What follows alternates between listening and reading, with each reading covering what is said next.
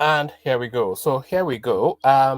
So a quick little session, just really to react to this video that's just come out. So this is Yemi Cardoso, the central bank, the CBN governor. I'm not sure if this is his first ever media appearance, but he's now had this interview with the Rice TV. So we're going to watch the interview in real time. Let me just turn something down. One moment. I beg your pardon.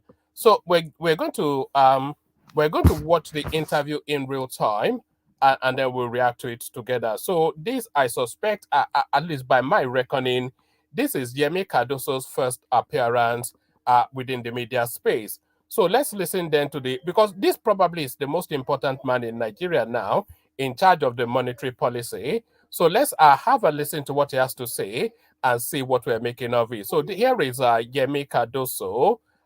Let's listen to him. And the moves to relocate some of the central banks.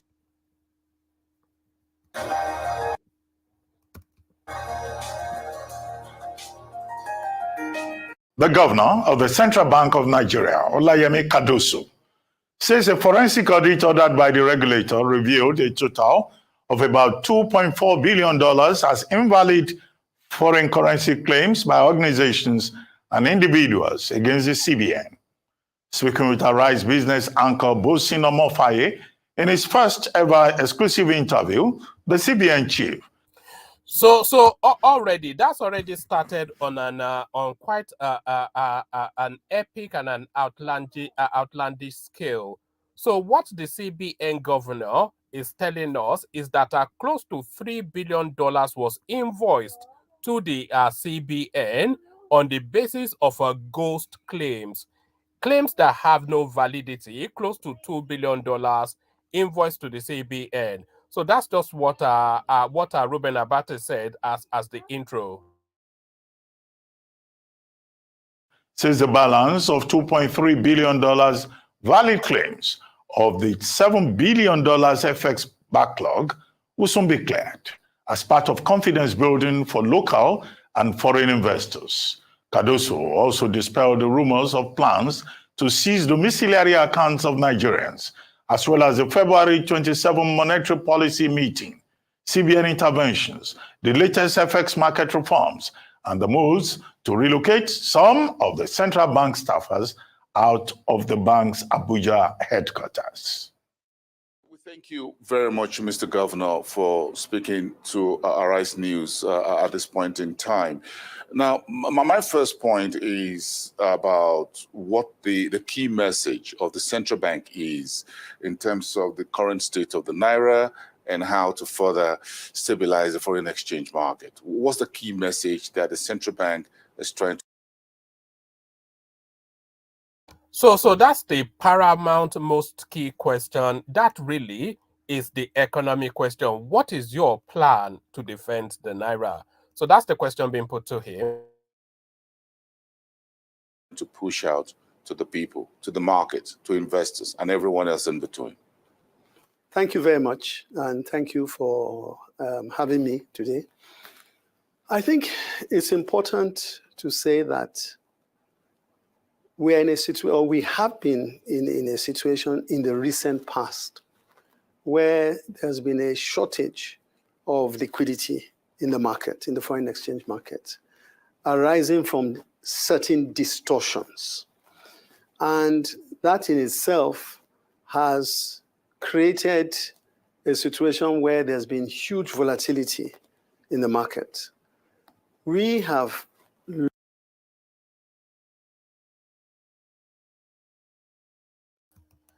I hope it's not going to lose us in a technical language so that it confuses more than explains. So there's a shortage of liquidity and all of these things. We need layman's language in this interaction in order for us to be able to condense it. What is essentially saying is that there was never sufficient enough dollar within the system to defend the Naira. So we know that, but the question really is why. That is the why. No, it's the why that we're asking, not fable stories, but the why. looked at this over the course of the past months and come up with certain policies which are focused on creating an environment where liquidity comes back to the market and where we can see a more vibrant market than we had before. It is ultimately, I see a situation where people who require foreign exchange don't have to know anybody in the banks, in either the central bank or the commercial bank. A system that is open and is transparent creates. So he's talking aspirationally, but that's not what we want to hear. We can all we look forward to that future where somebody does not have to know anybody within the system in order to access the system. So we all look forward to that, and we're all happy that he looks forward to that too. But he is in the business, is in the employment of getting us to that space. So what is he doing then for us to get to that space is more the question, rather than him telling us that he looks forward to the future. We are all looking forward to the future, but how are you getting us there? This is the question to you, Yemi. An environment for distortions to go away, and thereby those who want to bring in foreign exchange and those who want to demand it can do so on an open basis, willing buyer, willing seller basis, and therefore the market becomes more active and price is eventually discovered at a level that makes sense. Interesting if that is part of what we call a free market and liberalizing the entire environment. But again, you have the domiciliary question about what the central bank or the government was planning or not planning to do. What's the true state of things as far as domiciliary accounts concerned in the commercial banks? Yes. Now, from what I can see, there's been a recent publication, an article that went around stating that the federal government had intentions of using the domiciliary account balances and converting them to Naira. As the governor of the central bank, I can tell you that nothing could be further than the truth. And let me just illustrate this by saying the reforms that you have seen in the past months, which have obviously culminated in the Naira exchange becoming a little bit more, or becoming a little less volatile, and ultimately will be stable, has had to embrace market reforms. All right, just before we carry on with that, and we will carry on with that in a moment, but that rumor, that speculation that the Nigerian state was looking to seize people's domiciliary account, it actually started from, that rumor was actually started by no less a figure than Ayo Fayoshe's brother, Isaac Fayoshe. That rumor actually started from this space. So if you've ever wondered how we suddenly got into the space that people's domiciliary account was being mentioned as a possibility to be harvested, that rumor actually started from this space. So let me take you to the source of that rumor, and then we get back to Yemi Cardoso to continue to expand on his thoughts. But the rumor of people's domiciliary accounts being attacked was started from this spot. President Tinubu, you have to daju kala waika. My rearing. If you want dollar to come down, just come to Telly this week. Tell all of us we get domiciliary account. Say if you see more than $1,000 on private, you go seize them or you go auction them, replace them with Naira. You go tell banks we store, even Peter Obi will be your opponent. Peter Obi Bank stored over $1 trillion in dollar for their Fidelity Bank.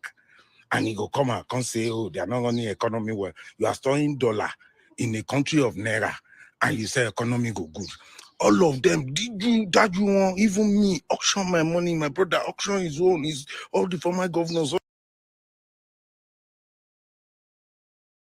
All right. So that was where that rumor started. So just to document that, and then we get back to Yemi Cardoso.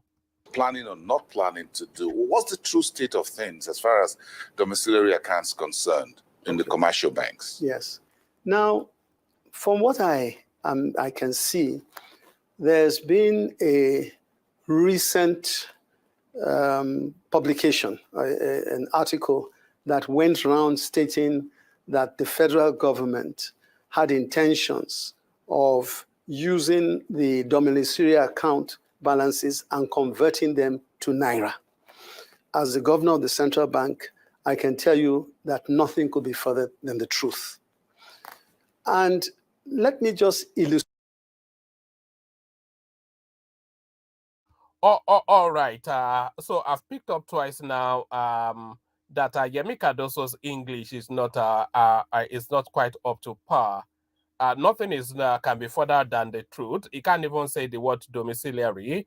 I'm not being finicky, but it's the level of education that we thought he had belies that somewhat. Nothing can be further from that than the truth. That's just that. That's not English. But that's me being pedantic. Let's carry on. Illustrate this by saying the reforms that you have seen in the past months, which have obviously culminated in the Naira exchange becoming a little bit more, or becoming a little less volatile, and ultimately will be stable, has had to embrace market reforms we have spoken about earlier, and a situation where there's free entry and free exit. Attaching domiciliary accounts goes against the grain of that philosophy, okay? We're talking of liberalizing a market and encouraging foreign portfolio investors, foreign direct investors to come in and invest. Doing something like attaching the domiciliary account balances goes against the grain of that philosophy.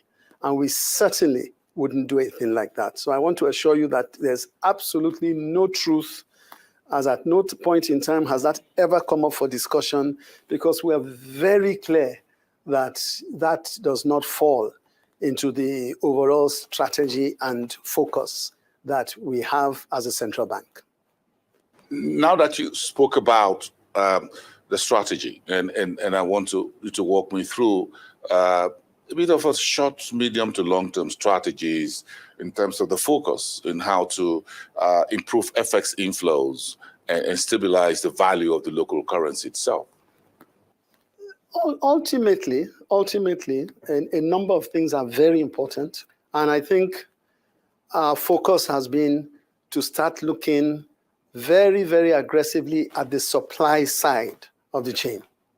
Okay, and some of the things we've done, for example, we have looked at the issue of the net open position of banks and are of the view that a good number of the banks have no business holding the foreign exchange that they have held. They have absolutely no business doing that, and for the quantum and the period they've held it for, and that certainly does not encourage a vibrant market. And for all right. So if the banks have no business holding the foreign exchange for the quantum and the periods that they have held it for, are they going to be penalized for this? Is the thing. So is there a penalty to be applied? That's a question to be asked. For that reason, we have asked them to sell their positions to customers with the hope that that will begin to enkindle supply into the market and be able to satisfy the demand of many businesses in the economy rather than holding on to it. Easily trading can take place in such a situation, in and out, rather than holding on to it. And of course, making gains, of an astronomical amount as and when the foreign exchange rate goes in an upward direction. The other thing that we have also done is the international money transfer, IMTOs. Up to this point in time, we know that a lot of activity has been undertaken by IMTOs. We know that, everybody knows this. And sadly, we find a situation where very little of that has come through the official channels. Very little of it. It's all been done in various forms that do not advance the cause of an open market. And so for that reason, in conversation with them, we came up with certain rules and regulations which we believe would be positive in the direction of encouraging them to now come into the formal market to undertake their activities rather than doing it outside of the official window and yes. The funds not coming into Nigeria, exactly. In manner of speaking, to support the economy. Yes, very important. And to be fair, I think that the players in that sector understand that. Okay, and I am very positive that with the new framework that we have, we're going to see a very, very major mind shift in that. And don't forget that at this point in time, the difference between the official markets and the BDCs is relatively minimal. So there's really not much incentive for anybody to not but want to go through the official channels, and of course, not having to take any unnecessary risk in going through channels that may be less accountable for than what you as an entity is supposed to do. So we brought out new regulations for the IMTOs that we believe very strongly will help to increase the supply side. And of course, with that will come the reduction in volatility. It's also important to say that in all this, we believe that the markets must be very transparent. The rates must be out there. Everybody should know the rules of the game. That way, people don't get caught unawares. You see, I think that is another very, very critical message that we are sending out to the market. And we, in our own, as regulators, frankly, we are significantly improving and taking up their surveillance activities to ensure that the markets work the way they are meant to work and that all the players play by the rules. Okay. So that's quite an important point that he's making there. He's talking about surveillance, and you can interpret that to mean monitoring. So all of these lofty and fanciful ideas are free-flowing the Naira, are forcing the banks to sell their deposit of dollars, which they're using to speculate on the Naira, forcing them to sell it, and are forcing a convergence between the parallel market and the official market. So all of that has no meaning unless, of course, there is a sufficient enough enforcement. So if enforcement is paramount, and enforcement is the monitoring is the harbinger of enforcement. So there has to be a robust and fit for purpose monitoring system to really hold to the letter of policy positions and put in very strong and stringent punitive measures for any flagration of policy positioning. All of this has to be in place before any of these policies can be fit for purpose. So yes, surveillance, he calls it, monitoring probably more better capture, but that goes to the heart of all of the reforms that on paper should work, but often instances within the Nigerian space in practice does not. So if any of these things are to work, there has to be heavy enforcement and really FBI-like monitoring of that space. That there's hardly any room for, no room for any infractions and its compliance all the way. I think those may seem basic, but they are fundamental in our view to the proper functioning of any long-term foreign exchange market. Interested when we stick with this, the FX, when it comes to the backlog of FX to clear, whether it's with the airlines or any other. What are your views on this? How are we working this up to ensure that there is a measure of confidence also in the market as far as the legacy issues are concerned? When we came in into the leadership of the central bank a few months ago, the issue of foreign exchange backlog, the forward backlog, was something that we met when we came. Obviously, it was something that had been accumulated over a period of time. And we met that when we came in. And of course, it is very important as a sovereign nation to be able to keep your integrity intact, and as a bank to be able to show that we consider obligations as obligations that must be met.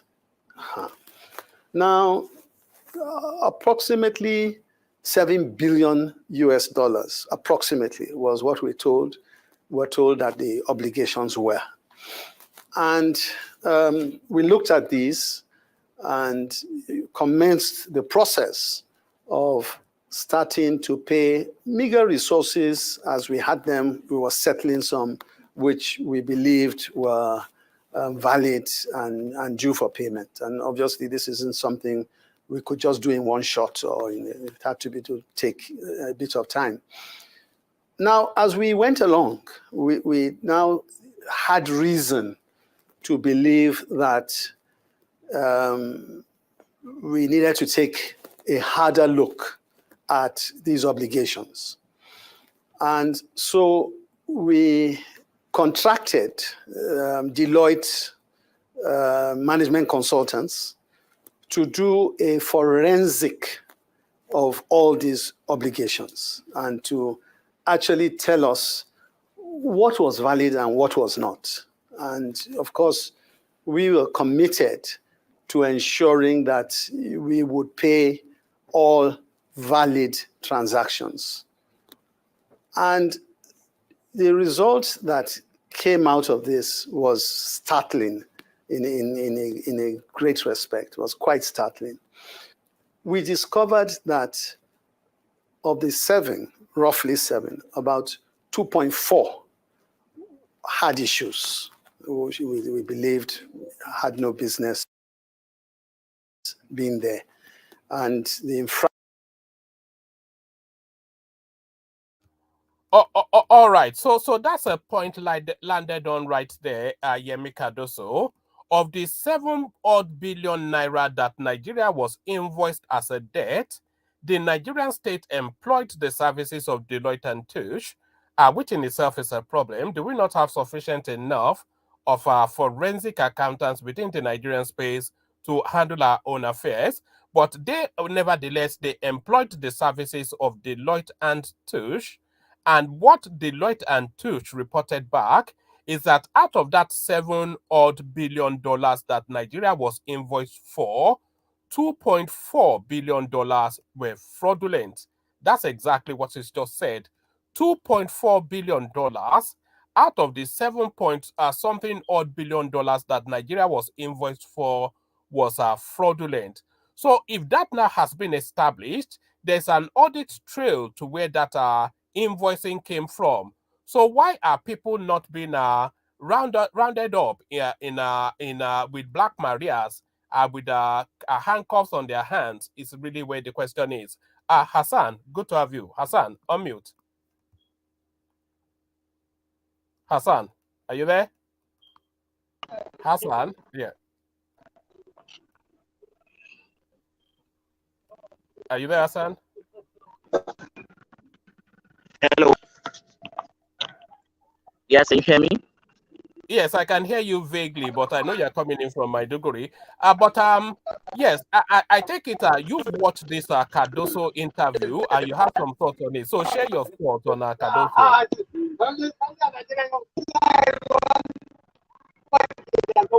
Yes, I think, as you rightly stated, this is his first media parley. He has not been in the eye of the media since he assumed that position as governor of Central Bank.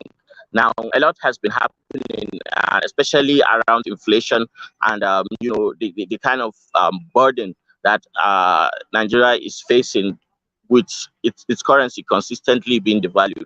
I think probably two things are of utmost importance in the way they want to reconfigure the Nigerian economy. One, I think, is in regard to industry removal of that subsidy, and the other one is Hassan, around floating the you are naira breaking quite in order. carry on though. I think we can make it out, Well, but carry on. my network is very poor as usual. Oh, okay, carry on, carry on. Okay. We're enjoying you. In Carry on. regards to floating of the so in regards to the floating of the naira, I think that is the decision that Tinubu has the central bank, the NNPC funds, that Nigeria is selling, all the money for selling to come through the central bank. Now, they seem to be kind of confused as to the best way in which to revive the economy. The central bank governor has not taken much flack as he is supposed to. I think he has to show up to Parliament in the next couple of days. I think they invited him. Now he is trying to give a position, especially concerning the policies that he is implementing in the present central bank. There's a lot of jargon and economic registered being used to give light to what is really happening. But I believe at the end of the day, what is happening is deliberate from the government. um you know if they want to curb this inflation, they have a simple way to do it. That is, they are not supposed to continue devaluing the naira. Do you know that what the government is doing is actually stealing from Nigerians, because all the deficit of the kind of value that the naira has lost in the past year, accrues to federal government. When Buhari left office, they were sharing around 600 to 700 um, billion naira, every month in the FAC accounts. Now we're talking of something in the excess of 1 trillion naira. They made so much money that they didn't even they have stopped even sharing everything. So most governors have a doubling of their income that is coming in. Now the government is trying to generate wealth that it can also use to implement things in Nigeria. Because of the nature of our democracy, the hard thing to do is the most unpopular thing. If Tinubu decides to give a free hand and try to curb the downward spiral of the naira, that will mean there will be no funds available for him, to run capital projects and things like that. And that will mean that at the end of his tenure, there won't be a lot of things to point out and say this is what we have achieved, especially in things like capital projects and so on. Now, because of the nature of our democracy, these decisions that we're supposed to be take that will be hard, very hard, and the government will not have much income, but our position will be better, say, in the next 3 or 4 years. The government is choosing to take the easy way out and actually continue generating revenue, so that they will do the things that they will do, and then they will have something to point out to say, okay, in the past years. Consequences of this is that businesses are going All under. right. Everybody is suffering. Hassan, you're breaking up somewhat, but I think we get Yes, the thrust of what you're saying. I have to say, I agree with you yes. 40%, but I disagree with you 60%. But before I go to where I agree or disagree with you, let's hear from Mm. Alexander Gomez, who doesn't really spend much time. So let's touch base with Alexander, and then I'll come back to agree and disagree with you. Good to see you, Alexander. All the monetary and economic policies that the president has taken with his team has been a total disaster so far. I'm not impressed with what Cardoso is doing. It looks like the job might be too big for him. The country's getting worse by the day. The naira's free falling. Everything is expensive. People are suffering. I don't know. This government has thus far been a failure, in my opinion, and something drastic needs to be done. I don't know what they can do anymore. I think they've done everything they can. I think the country's just totally and absolutely bankrupt. They keep on loaning money to pay off debts and things like that. I don't understand that kind of economic policy. So that's my position on that, one man. All right, brilliant. So I have to say I read the situation somewhat differently. When they are saying they are free floating the economy, which is essentially what they're doing by floating the currency, what they are doing is to surrender that currency and that economic space to market forces. And this is probably one of the most unique experimentation with an economy that has ever been experienced globally. So what they have done, because they're saying free inflow and free outflow. So what they want to do is to create an economic space where international money can converge and battle it out for where the profit margin is. So if you have that international money coming in the manner that this policy anticipates, the pressure of that demand and supply and the activity of that international money within that economic space will establish that equilibrium that will give us the true value of the naira. So I think that's the broad strokes of where they're trying to get to.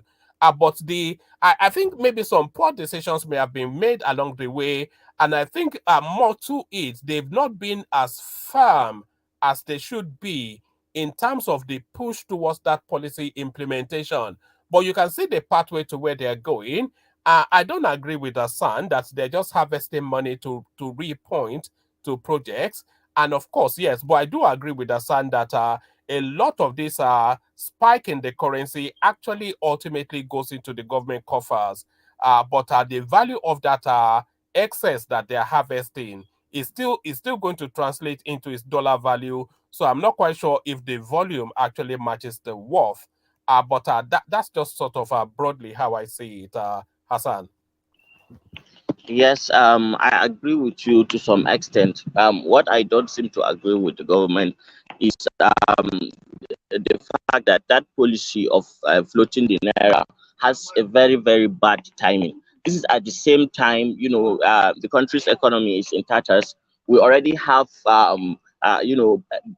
debt that runs in trillions and trillions of naira. In fact, all the revenue that Nigeria generates actually goes to servicing those, loans. So it is a quagmire, really. It is a quagmire, really. But what I think the government is supposed to do, or they should have done, is that they should find a way, to lessen the blow of this free fall of naira, so that at least people will have some level of stability and have value for money. The government has refused to increase the minimum wage, yet everything is quadrupling in price. That has serious consequences for the common man. Now, from their perspective as the government, they don't seem to care about how people are suffering and all that. And I don't think it's even a bad thing, to subsidize a critical aspect of the economy, as ensuring that the naira, does well against the dollar. But they are not taking that approach, and it is hurting us badly. It's hurting us badly. There is no developing country, that does not subsidize things for their citizens. Even in the UK, the government pays some subsidies. I mean, even in Germany, government still pay some subsidies because in the last 2 years, because of Corona and a lot of things that has happened, even the developed economies, try to lessen the blow of the economic downturn. Trump, gave all Americans some checks to help them, with the free falling of the American economy as a result of COVID. Even in Europe, a lot of the governments there, because of the war in Ukraine and the downturn of their economy, would they have done one thing or the other in critical areas to ensure that people do not suffer. Now, my problem is with our own government. There is this disconnect. I think a cold-hearted callousness towards the suffering of the common man. As long as what they are doing does not affect them or the so-called elite class of Nigeria, nobody seems to talk on behalf of the masses. And Nigerians are all taking these things lying down. And that you cannot help but think about, this stagnation that we have had for decades. That idea of suffering and smiling that fella put eloquently, has become a prophetic, timeless reality for all of the people of Nigeria, and that has to change. Really, I don't think any government that is worth its salt, will not do absolutely what it's supposed to do, to ensure that its citizens are at least doing well or scraping by. The fundamental, role of government is to provide security and and ensure its citizens, their welfare is being taken care of. Why should our own case be different? Why should our own case be different? Our case is different because there are only two sets of Nigerians: the elites, who always look after their interests at the detriment of, the poor Nigerians. One more thing, one man. Let me say one more thing. You see, there is this approach too that is actually killing our economy. A lot of monies that we borrow from IMF and the World Bank, it has very negative consequences on our economy. Now, I don't know why our government does not seem to care, and they continue getting these policies too that the government is implementing. Just by looking at it, that this policy is a Western suggested, policy to put Nigeria in a position where they can actually get the maximum amount of resources and benefits out of the Nigerian economy. It may not seem that way for a lot of people to decipher, but in reality, that is what is happening on the ground. And I think the government must do something and look at this thing critically to ensure that everything goes well. All right. I'm going to play you a clip, Hassan, and then I'm going to respond to about two of the things that you said. We'll hear from Kulata, and then we get back to Yemi Cardoso.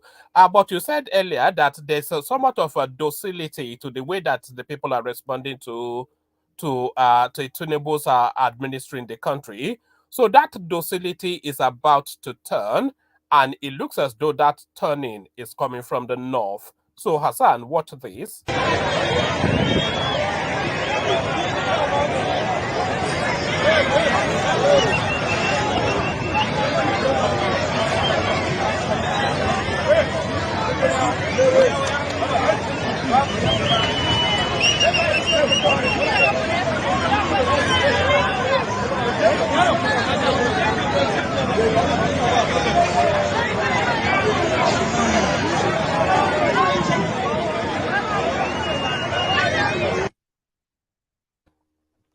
So Hassan, that was a peaceful protest in Niger State.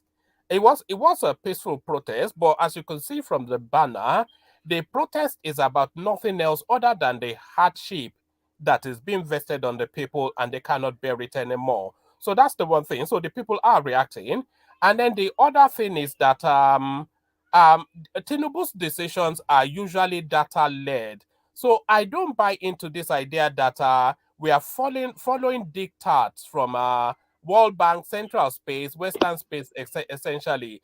Tinubu often instances makes decisions on pure science, which often instances is data led. And I don't also buy into the idea that governance is inured to the suffering of the people. The government is actually very much invested and aware of the suffering of the people, but because all of the modelings that they've been able to see points to a certain direction of travel that will pull the country out of the mires and put it towards an upward trajectory, they are sticking with that plan and trying to insulate that pain period. But where I feel they should have intervened is to allow for vast importation of food to crash the cost of food. And then with this upstreaming of these now refineries, crash the cost of transportation, because if they can crash those two spaces, the people will be able to absorb the changes that is gravitating them towards where the country wants to go. But Hassan, let's hear from Kulata, who joins us. Kulata, unmute. Hey, one man. I just logged in. I don't know what you guys. I have no clue what you guys are talking about. Oh, Yemi Cardoso is making his first media appearance. He's trying to talk us through just exactly what is going on within the economy. Hassan disagrees somewhat, but we're looking at the Oh, okay. I watched that interview this when I woke up this morning on oh, Arise, right? oh yes, on the right. So give us your feel of it. Well, I mean, I think what I got out of it was the backlog is not really $7 billion because there's like $2.4 billion worth of Emefiele laden request for dollars in there. So the good news is we only have 2.2 or something $billion left to clear in the backlog. The rest of the 2.4, they're controversial. They're not. I mean, Deloitte audited it and found out that a lot of the requests were illegal.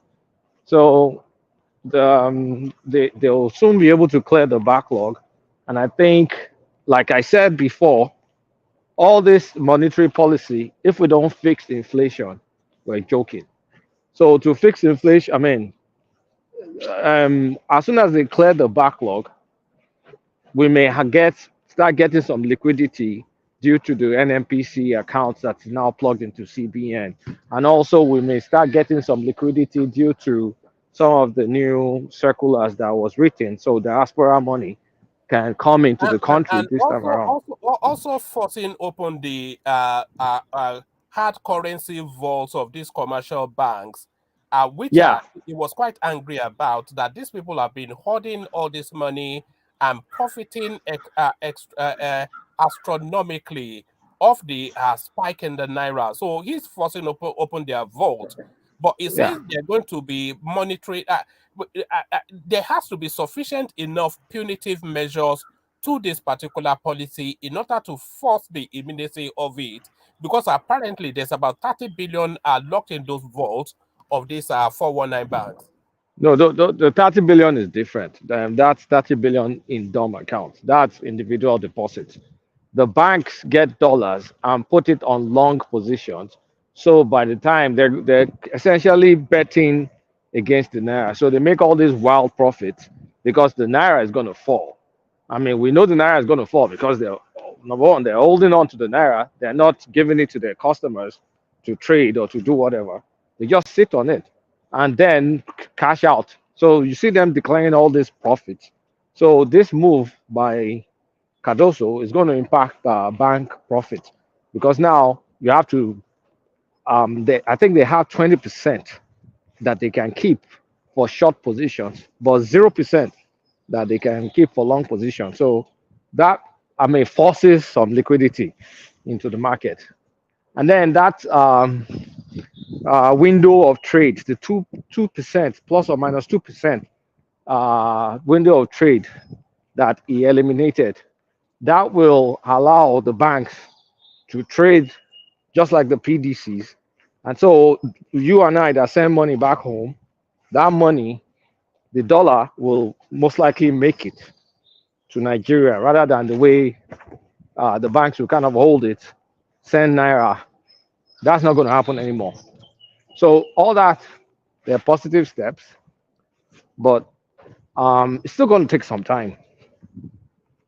Like the But economy it thing. shouldn't take time though, if they because these are immediate. Oh, Asan, did you want to come in?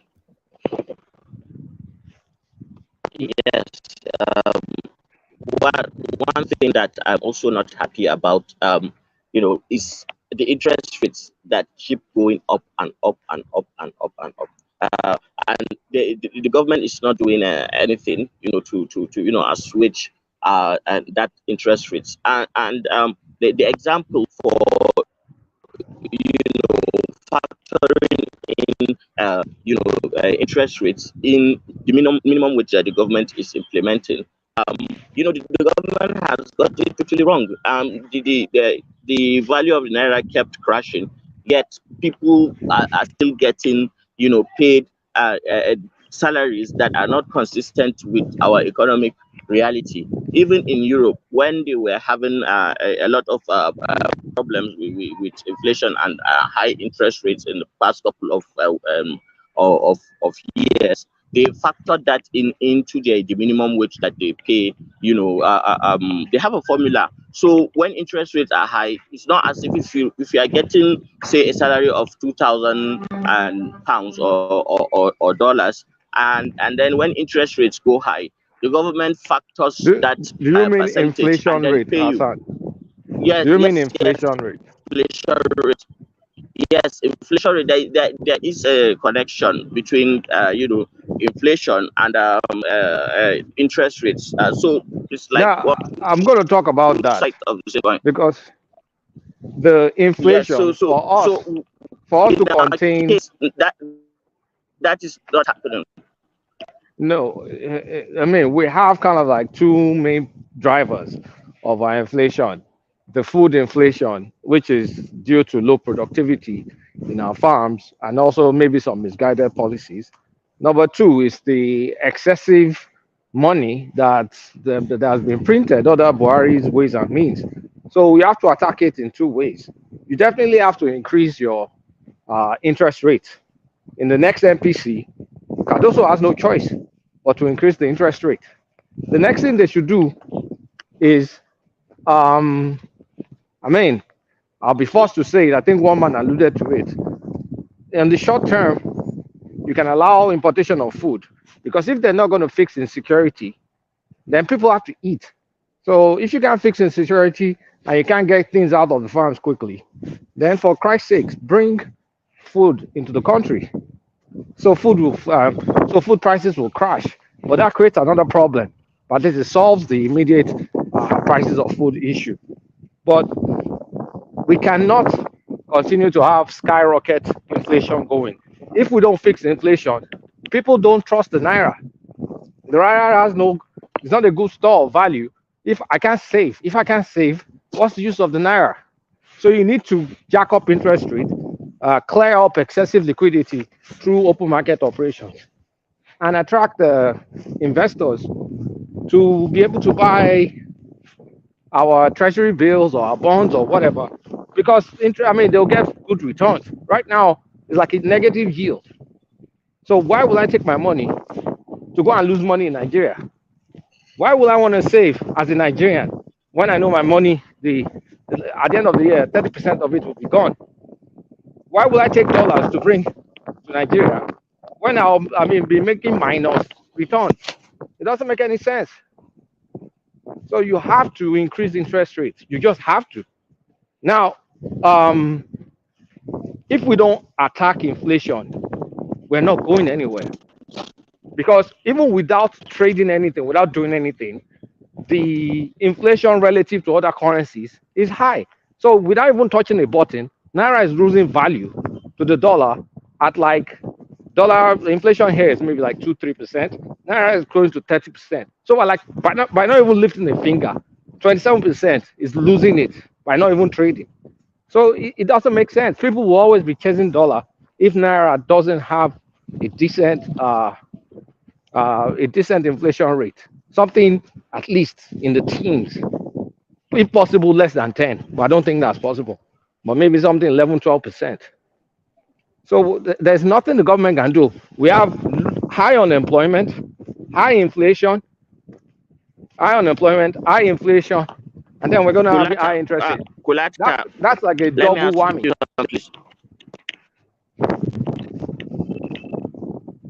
I'm hearing you. Okay. Yeah, carry on. About technicalities of the. Okay, a lot of people have been utilizing of. Hello, can you hear me now? You're breaking. It's choppy. It's a bit grainy, but it's joining us from Maiduguri. So yeah, carry on as best you can. Is of all things that are wrong and all that. Why is it that people are not talking about? Most people don't want to even talk about the minimum wage and how dire the economic situation is in Nigeria. They're talking about, I believe, for the sake of its citizens. Yeah, but they're talking about the minimum to do wage, something right? on inflation. Why minimum wage? Yes. So why is it that up till now the government has been dilly-dallying and has not agreed to at least increase minimum? All right. Let me add on to that, Kulata, before you take it on. So Hassan is saying, why is the minimum wage not reflective of the skyrocketing inflation, so that the value then of the wage does not match the market anymore? So he's now asking that the minimum wage be commensurate with market prices of where people spend their money. But I add on to that if they double or even quadruple, which is really what they should do, the minimum wage, would that not even spike up inflation even more? Because if there's even that much more money chasing these goods, then that by extension will skyrocket inflation. Is it not really attacking where people spend their money and tried to affect those price points? Is that not more the task rather than increasing wages, Kulata? Yeah, you're right. There's some inflationary push when you increase minimum wage. It has some inflationary push in there. It also depends, because at this point in time, there's so much disparity between where the naira is and what people earn. But the problem is, our minimum wage, I believe you just can't change it willy-nilly. There's a time, there's a set time where they review minimum wage. So I believe they're already discussing it, and it may be due to be revised this year. There's something about it. I'm not in front of my computer or anything to check, but I think there's something about minimum wage where you revise it. There's a frequency that you use to revise it. So I believe they're already meeting to revise it. But the biggest push is, if we flood the market with food, people want to eat. If we flood the market with food, right, a lot of even this minimum wage pressure will reduce. So I don't see our agricultural minister doing much. And at the same time, I don't see our trade and commerce minister doing much, because you need to attack this availability of food by a massive, securing farms, getting people to farms, importing food. I cower now because I was against it before. But at this point in time, you need to open the borders. Kulata, can they just not import for a farming cycle? So let's say a farming cycle is 3 months, 6 months. then they facilitate for importation to insulate a farming cycle. And then as that farming cycle comes to fruition, then they just remove that, just, to cushion that pain period. I think they should do it maybe for 3 years or 4, because I mean, farming cycle or no farming cycle, our insecurity issues are not going to get solved in the next farming cycle. So how about you allow food to come in? Because if we substitute PMS that we're importing, which is 28% of our dollar imports, if we eliminate that 28%, or let's just say we reduce that 28% to 15%, we can import food with 5% and still have another another 7 or 8% to do other things, because food importation is not expensive. It doesn't require too much forex, and we can also leverage the relative stability of Benin Republic CFA. CFA's inflation rate is 1.5% in Benin. We can leverage their ports to bring food in. Because I mean, it's something that needs to be looked at, and don't do it for one cycle, because insecurity is not getting fixed. Do it for 3-4 years until we have a clear path. Because if you look at all that stuff Tinubu wrote in his manifesto, that they're going to set up all these agricultural, that thing that Awolowo did, do you see any inkling? Yes, silos and all those things, and commodity boards. Do you see this government close to even discussing it? I'm not even talking about even setting some sample up to even talk about it. No. So we need to ramp up the substitution of imported PMS with what we produce locally, and then use that money to import food. Do it for 3 years. By that time, maybe all refineries will be working, and it's not going to be.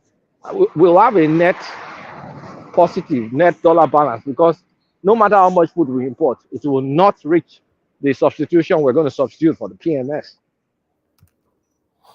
So people need to eat. All right, let's get back to Cardoso, see what else he has to say, and then we pick it up from there.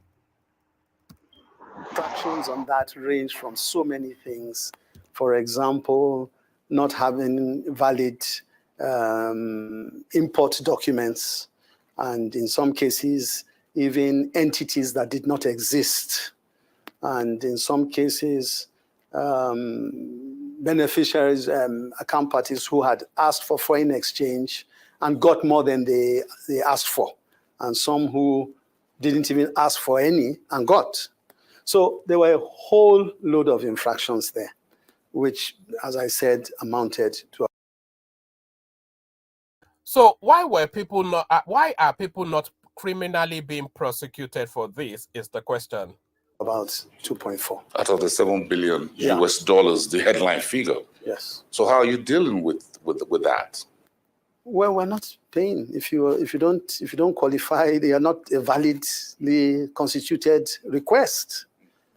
We are not. And of the validly constituted ones, we have settled about $2.3 billion.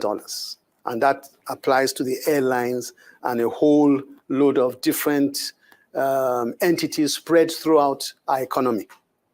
We've settled that already. Okay. And then now what remains is about 2.2. That's about what remains now to be settled. And I'm confident that we will shortly be addressing those and be able to move on and make progress. Now, obviously, sorry, those are airline remittances. Is a space that they need to put a stethoscope on as well, because there seems to be some sort of excessive goings on within that space. So they can't just invoice and you pay. They need to look at the pricing point and those invoices as well. Because you asked a question with respect to how are we dealing with those that were not valid. Yes. You asked that question. We wrote to as they were identified, we wrote to the authorized dealers to come in and explain what the situation was and where the conclusions were differed. And sadly, quite frankly, I think much of those have not been disputed to satisfaction. No. Interesting.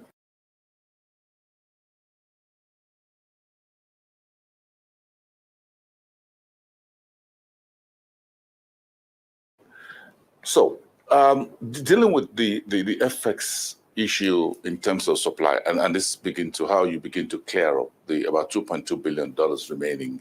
What will the calendar look like down the line? Is there an idea? Yes. Of what to expect? Yes. I think, as I said, I think that will be something that will be done very shortly. Very shortly. Now, you can imagine that having 2.2 outstanding and 7 outstanding are not the same thing. Not the same figure. No, they are not the same figure. So I think we're at the end of this, to be honest, to put it to you that way. We will clear all that very shortly, and we'll move on, on to the next line of action. So I'm not concerned that the backlog will continue to be an overhang. I think we've come to the end of that road. So you're dealing with the IMTOs, we're dealing with the airlines and a few others. And the next point is again about how does all of this come together in terms of what you are doing at the central bank as part of the overall objective of moving the economy forward, in stabilizing the economy, as it were, considering legacy issues and what we're dealing with at the moment. How does that fit together into what you expect to see from the fiscal authorities? I have absolutely no doubt in my mind that the monetary side can't do it on its own. Both the monetary and the fiscal side must collaborate. I have absolutely no doubt about that. And both must understand what each other is doing and how they interrelate. And quite frankly, I think that given the relatively challenging times that Nigeria is in now from the financial economic standpoint, the different stakeholders within government understand that collaboration is key, and we have regular meetings. We exchange views and ideas and ensure that we're all right. Okay, we'll probably look to start to wrap it up here. I think a lot of you would have watched the fullness of this. But what struck me was that he said when they were inviting people to come and back up their claims for this $2.4 billion, nobody turned up. So that's quite shocking, actually. Nobody turned up, but then there should be an audit trail to where where those claims came from. Imagine if the country had gone on to honor that $2.4 billion, that's yet another $2.4 billion stolen from us. So there has to be an audit trail to wherever those $2.4 billion came from, and whoever is underpinning that claim to either come and justify it or go and spend our time in Kuje facility. Let's start to bring it home, and let's start to bring it home with Dewale who joins us. So Dewale, I suspect that you've watched this Cardoso interview. What's your take then on what is hard to say, and should he be doing more of this? I think this is his first public outing at the CBN Governor Yemi Cardoso. Good morning, one man, and good afternoon, everywhere across the group. You hear me, one man? Yeah, perfectly. Carry on. Yes, I joined the your broadcast right towards the tail of it. Actually, I must confess I haven't watched it. I haven't watched the interview, but I was kind of interested in your analysis based on the clips you've watched in the past, and I heard Collector talking about the raising minimum wage and the impact on the inflation and how it can affect inflation and all that. But I'm glad he's speaking out. But I think the CBN need to do more. just a brief one that you just played. It's curious that the backlog of that for the what do you call them? You said 2 billion for the airline the payment. I believe No, the no, there's government about saw 7 point something billion in debt some point something. that the governor is looking to honor. But then they had a forensic examination of that 7 point something billion, and 2.4 billion out of that is somewhat illegitimate. So I'm saying that not honoring that illegitimate 2.4 billion is not enough. There should be prosecution against whoever is invoicing the state for that money. That is true. But you also have to understand that this is a terrain that is more, connected to, political influence and all that. Will he have the political wherewithal to actually prosecute? Because how the way that system is set up. Most of the beneficiary probably will be the accolades of the politicians. So I don't know if he'll be able to have the political um, stamina to be able to prosecute. But it actually speaks volume that when they are called upon, nobody shows up. It's kind of curious, to see that happening. To me, I don't know. It's everything smells fishy, but we'll see. We'll see. I need to watch the clip to be able to know more. Some of the things that he spoke about, and yes, the person that actually conducted the interview is a very great guy. He was being in Chinese television news before, but I think I need to watch one of the interview more to be able to have more in-depth, analysis of some of the things that he spoke about. But Oh, oh, good job on that. all right, brilliant. Go watch it. I will recommend it. We'll probably touch on it tonight as well. Yeah. Let's hear from Babati, who joins us. So BT, to the Cardoso interview. Yeah, insurance. Good morning, guys. Diwali Bawani, Otojo Meta. Ojago pẹ̀lú bàbá. Kulata Baba, how you doing, man? And I don't know what this name Hey. is. Yeah. Man. Hassan as well, Hassan. Hassan as well. Man, hope you're feeling better this morning. To the CBN issue, like I watched some part of it on my way to work. But the question I wanted, because they said they were fraudulent. People have been submitting fraudulent claims. So I don't know how that system works really, where people have to submit to get paid. So half of the payments are for okay, if you can clarify that with me, because I heard the part where it said people are submitting fraudulent claims to get dollars. So I didn't really understand that part. Like say you have they'll help you open LC or something. You're supposed to import something. Right. But a lot of what they're saying is fake. There's meaning nothing backs up the documents that will have opened, because you go open LC, they give you Form M or whatever, and help you back up your transaction, your trading transaction. But according to Cardoso, a lot of those documentation did not exist. Some people even got dollar allocation with no request, meaning they didn't even request.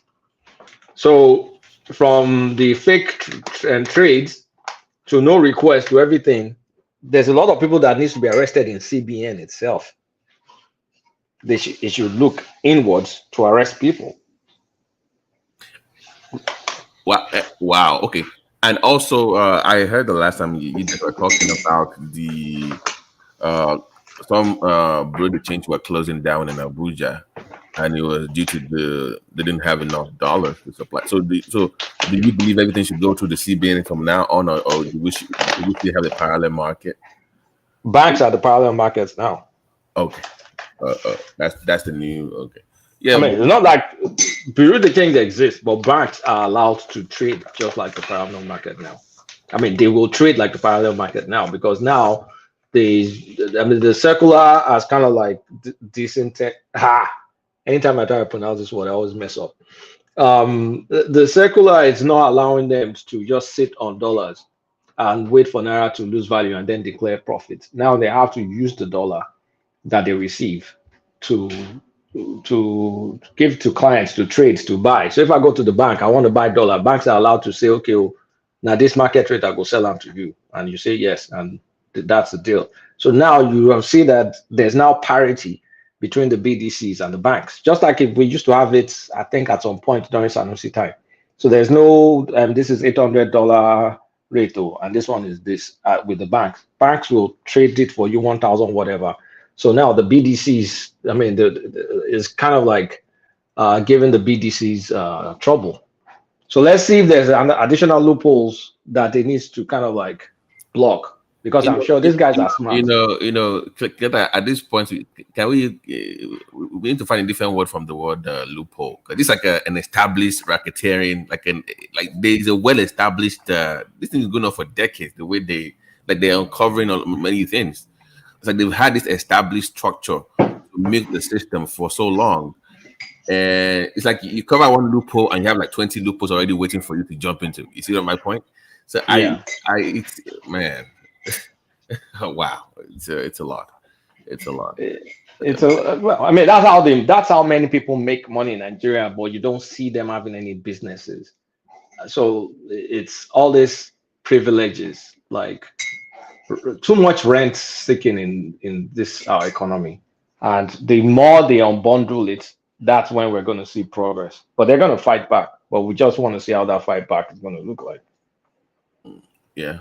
Hopefully they do. And also, one man I was reading about the EFCC chairman talking about how through the banks again, some religious organizations are moving funds. I think he mentioned 7 billion naira that they actually invited one of the sect leaders in the north to come up for questioning, and that individual went to court, and surprisingly the court stopped them from even questioning him at all. So the banking, and I think they're tied somehow within that system itself. So while we resolve the economic problem within CBN, also look at the terrorism aspect as well, how people have been using the CBN to launder money for terrorist organizations. So it's a lot to uncover. Babati, I think we need at least 2-3 scapegoats in those two sectors. In the terrorism sector and the financial crime sector, we need at least 2 or 3 untouchables to be brought to book in order to start sanitizing those spaces. Hey, can I intervene?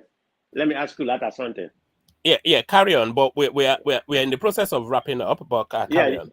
Yeah, I just want to ask you. I just joined. Good morning, everybody. Great, everybody. Kulata, what do you think about a short gap measure right now? This is just temporary, maybe for a few months.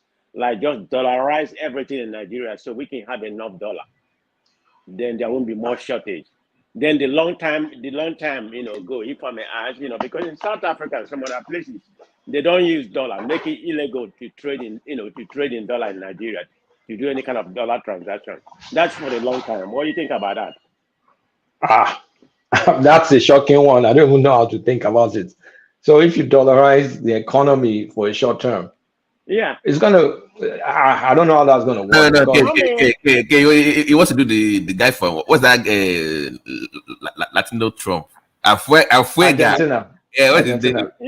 it? No, you can't. No. Come on, man. I'm just saying for a short gap. I don't know, but anyway. No, but what that guy wants to do was to actually dump the peso and just use dollar. But that means you are going to be at the whims and caprices of United States Federal Reserve. So now the problem is on the short term, where is everybody going to get? I mean, are we going to put Naira aside in this short term, or you're going to allow both of them stay side by side? All right, you guys carry on the conversation amongst yourself for a moment. Yeah, I don't know. Just a thought, I don't know, because the problem we're having, they are hoarding all the whole dollars right now. No, Prestige. The issue is that there are laws that's against that. The problem was enforcement. We have laws against spending, right? If I'm right, there are laws against spending the dollar or transaction in dollars in Nigeria. The issue is not that there's no law. The issue is that there was no implementation or enforcement of those laws. So even universities are. I mean, I know there's some private schools, secondary schools that I send money in dollars, and they pay school fees at secondary schools, that level. So I know that for a fact.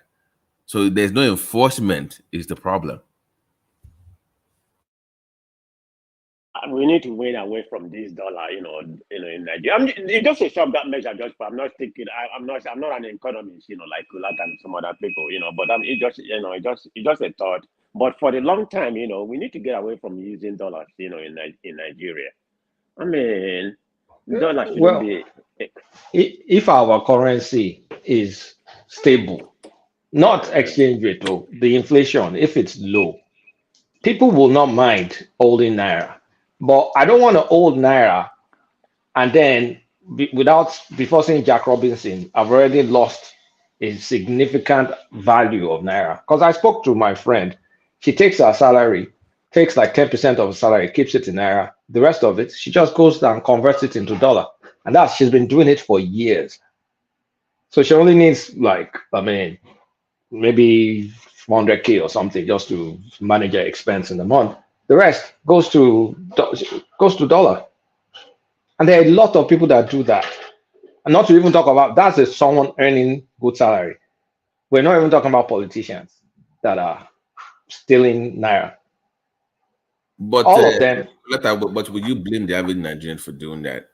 Would you blame them for doing that? No, that's why I said we need to fix our inflation. I don't blame them because your currency is useless. If we don't fix the inflation, why? I mean, if there was no high inflation, then I can save in naira, I can hold naira. But without that, there's no incentive for me to hold naira. Like someone telling you, "Oh, Babati, come and invest in this stuff in naira. It's going to give you 20% return." And you're like, "Oh, fantastic!" But you now look at what's the inflation rate? That's what I was even going to ask you, because I know we talked about this hibiscus business that you wanted to do in Nigeria, or you were involved in. And I know inflation at that level, sometimes it helps. If you're exporting, it helps in a way. I mean, it depends, because if you do it fully, they will pay you back. CBN will hold your money and they'll give you useless naira rate. So people are sidestepping that by opening companies in tax-free countries, and then you use. Why am I saying this in the public space? Are we public? I can't talk about what see. Okay, I get your point, but what I'm saying is that for that hibiscus things, for instance, where except you are buying from outside to run that business, if what you're using to produce is mostly locally made and you're trading in that currency, of course, then if that number is going up, you're still good. If they're paying you back in dollars, if you have like an account somewhere, okay, this is probably let's move on, guy. Let's move on. I almost said something I shouldn't have said. I get your point. I get you. Yeah. Do it. I get what you're saying. But that's the way you sidestep that. But Nigeria it's an import dependent economy, so it's very hard to. But if you're exporting, you are good right now. I mean, you're okay. If you're exporting, you're good right now. As long as you know how to hedge your risk, you're very good. So there are few. I mean, actually, it's the Indians and the Chinese people that I see that are exporting mostly in Nigeria. There are Nigerian players there, but not as big as the Indians and the Chinese. So they're enjoying these naira rates to the max. While all of us are complaining, they are happy. And if you go to your state, you will see evidence, proof of it, lined up on the both sides of the Lagos Battle. But Kulata, don't you think another problem we're having? Almost about 70 to 80, I don't know the right percentage of our export, our unfinished product. I mean, particularly our oil. Yep, you're right. You're totally right. I mean, that's what Okonjo-Iweala is talking about. I've talked about it too many times. Like, it just doesn't make sense if we don't add value to whatever we're All And right. by the way, Kolata, are you? Because I've never seen you as you were very emotional, very passionate the last time you were speaking about the security issue in Ekiti. And I know that might affect your own business. So how are you feeling today now? You feel better, or you still? No, I mean, it was just a one-time thing for me to No, no, it's fine. No, con- no, no, no, no, that was okay. I mean, but I've never heard you that way before on the platform. Yeah. because I mean, you look at it like this is my backyard, Oh, it's very right? close to you. Very close to Not you. that close per se, but it's a state away. Right, right. So you just look at like I mean, this is So Kulata, that's why I went ballistic. I was cursing online that I never had you spoke like that before. You got you so will never hear me speak you like got that anymore. you got so emotional. But I mean, anyway, we are all emotional sometimes. Yeah, I've I never was had you thinking like more of like oh, something. That's what I was thinking, but that's not. No, no, no. It's just like the situation. Sometimes, I mean, you know everything that's going to happen. I mean, a lot of what is happening now, I think like 6 months ago, I already said this is how things are going to go. But sometimes you just can't live through it. It's frustrating living through it, even though you know it's inevitable. But the security one is like, come on now, like three different royal fathers in the space of 4 days in the same area. Three. but And That's ridiculous. the kids are back, right? we are still here Yeah, discussing. the kids are back. Yeah. And we're still here discussing if we need state police or community police at this point. We are still discussing that. That's the discussion. We should be talking about arming citizens and everybody should have a weapon or something, or It, finding a way around that. it's a foregone discussion that we'll be having this kind of silly whether I mean, we definitely need it because even not for the local guys, they will not have caught, I mean, arrested some of these guys. It was the combination of OPC, Amotekun, and the Nigerian police and military that worked together. So there was local intelligence involved. So why would you now tell us not to have local police? Doesn't make any sense. So, Claude, I've not read anything. I've not really read much about that. I mean, the people that did this, are they really? Is that local people that kidnapping or just No, all no. these Fulani herdsmen? It's the herdsmen people. Oh, okay. It's the herdsmen people. So, but even the forest though, like having forest guards, and like I was even reading about other countries, like in those forests, they will have like, all these roads within the forest, just for security, like for their rangers to map out, use drones, use whatever. If you are not living in the city, you have no right to live in people's the forest zones. They should be marked out, right? You have no right to leave to just stay there and say because you're in Nigeria you can live anywhere. No, we are excluding the forest. So until we can enforce those laws and make sure people just don't hang around But committing crimes. T, Yeah. why does it feel so weird that I'm kind of like out of loop of what you guys are talking about? I'm aware of the killing in Ekiti State, but Adugbo ẹni now. Adugbo ẹni. I didn't know. it seems I'm out of loop when Kulata was talking and the man of prestige too was chiming, and I was like, what is going on? What are these people talking about? I think I lost my shit. That's what happened. You lost your what?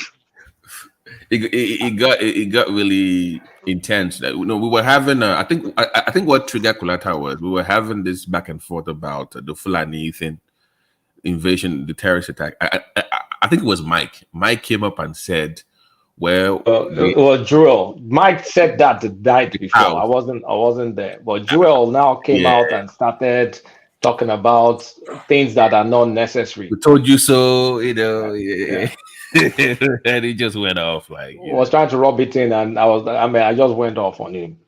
Well, it was that whataboutism in a lot of Nigerians do all Oh, the okay. time, which was unnecessary. Because I was thinking that is there any other situation apart from that killings and kidnapping in Ekiti that I'm not aware of?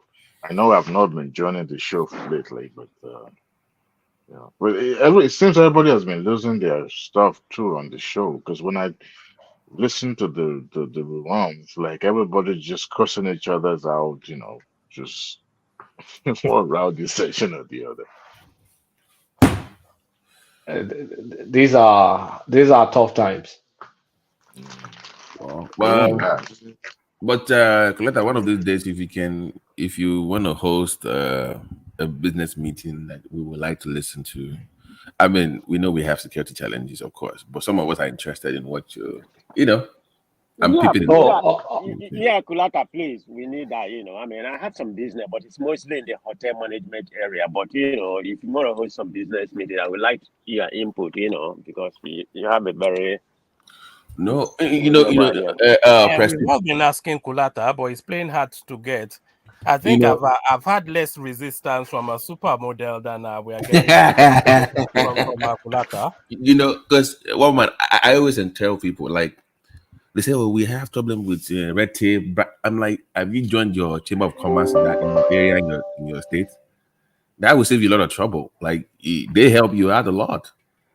So, but I just want to know, what Clota is, because I know we've talked about. There was a day we talked about on your channel. We had a little different session about manufacturing, and I was just showing you some few things. So, But you are in no position to talk, Babati. eh, You've been putting together a session for the last 12 months. I'm not quite sure when it will ever happen. let's stay on Clota case for now. my case is very. I mean, because of work, right? There's some things I just can't delve into publicly. right. Yeah. So I mean, that's that. But from a Niger perspective, that's not like. I mean, that one is not has nothing to do with work. So from a Niger perspective, we can talk about that. At least what I know, what I understand, what I saw, and some opportunities that people are tapping into, and the way to kind of like edge against losing your money due to currency stuff. At least before they block that loophole. Yeah, Kulaka, So that'd be great. We're only talking about Nigerian perspective, where it be feasible, economical wise, business wise. Yeah, it's not only about Nigerian, perspective. So it's the things. I mean, those Asian people in Nigeria, they're making money. That's the only thing I can say. And what I'm seeing is, I'm seeing fellow Southwesterners leasing their land, or even building factories. No, I mean, I won't say factories, maybe storage houses, and those guys just loaded up with cocoa, with this, with that, and they're making a killing all over Ikeja now. If you see any place that's a factory, it's probably being built by a Chinese or an Indian for the most cases, and Ogun State. But ours own is church. I'm not going to dwell on that because that's neither here nor there. Now, the fact that you're now having train service directly from Lagos to the north is a game changer, because a lot of product that most people are interested in buying is in the north. And companies like SGS that are normally in Apapa have now moved to the north because they have the dry port in Kaduna. So you can go and buy your stuff there. They do the quality checks, the SGS, and from there it goes to your ultimate client. You don't have to go to any port in Lagos. You don't have to do anything like that, because that's the goal. So it's making things easier. So now that we now even have rail that probably will be doing multimodal in the next 1 year or two, the opportunity is going to expand way, way more than before. Because before, if you take stuff to Lagos port, you use all this truck, it will get stuck in this place or the other. Eventually, it will get to the WAF area, and then they will inspect it, and then they will reject it and say it doesn't meet any quality check. And then you'll have Shylock people that will be there to buy it off your hands, to just buy it off your hand, and of course, they will have their own way to get it out of the country. So now you can, at least if you do it closer to the source, you can take care of it in the source, because a lot of the issues is sometimes if they say 50 kilogram of something, you have to inspect it. If you buy it in the bush, you have to inspect it. But if you buy it in There's a testing lab. No, there's a testing lab close to the airport in Ogun State, the one they're about almost done with, that will test, that has all the lab that You know, you take SGS is the company that does that. Yeah. You're supposed to have one close to your port to test before you for you to make the standard So of for you weight. to make it, yeah, but for you to reduce the risk, because if you're going to buy cheap stuff, you have to go and bag it yourself. Or if they let them, you have to be there to bag it, and then you expose yourself to insecurity. The one that are bagged are probably sold in Kano. Then you have to pay the premium. So it depends on the kind of ultimate contract you get. And then the big issue is payment coming back into Nigeria. You don't want it getting stuck with the exchange rate situation. That's where you have to do one thing or the other that I can't talk about. So that aspect is, I think that's what kind of drove me the first time I tried to do it, because I did not know about what others are doing. Or maybe if you're too patriotic, you probably won't want to do what others are doing. So what we should blame Cleta for the hike in the naira. It's part of the problem. Don't worry, we'll be sending it to Cardoso. I go for LA. No, it is legal. It's totally legal. Let me explain. No. Okay, where is the ethics in it? Forget legality. It's ethical too. Babati, okay. Let me describe something. You have a company in Dubai, right? You have another company in Nigeria. A client from Mexico tells you they want to buy hibiscus. You write them, you guys do the deal between your Dubai company and the Mexico company. You now use your Dubai company to now write to facilitate that transaction in Nigeria. So if the Mexico company is going to pay, they're going to pay your Dubai, right? They're not going to pay your company in Nigeria.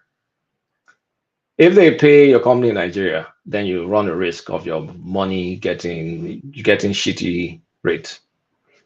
You are in control of whatever invoice you write between your Dubai and Nigeria. So assuming it was a 10K deal, you can write a 1K deal and get the goods out. You can now ship it. I mean, you get the goods out.